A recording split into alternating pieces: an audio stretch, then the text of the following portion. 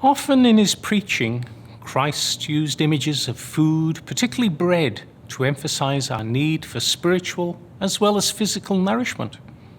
He warned his listeners about having too much of a preoccupation with their material needs or what they imagined to be their needs, and he criticized them for not being attentive enough to their more crucial need to be well-fed spiritually.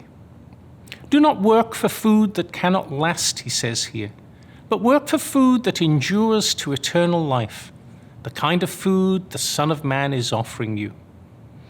He spoke in a similar way at the outset of his ministry when he rejected the devil's temptations and said that man does not live by bread alone, but on every word that comes from the mouth of God. One is not to exaggerate what he said. Jesus never made out that our ordinary physical or material needs are irrelevant or that they're not real needs. It's not being unspiritual to acknowledge that we all need to eat.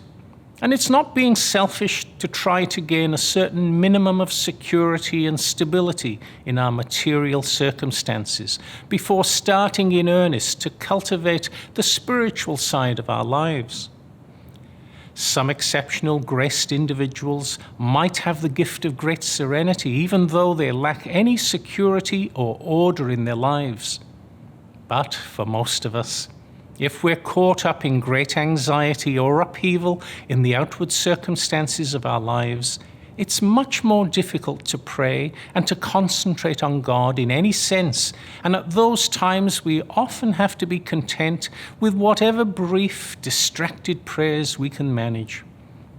What Jesus tended to warn his listeners against wasn't the idea of maintaining a certain minimum level of stability in their material circumstances.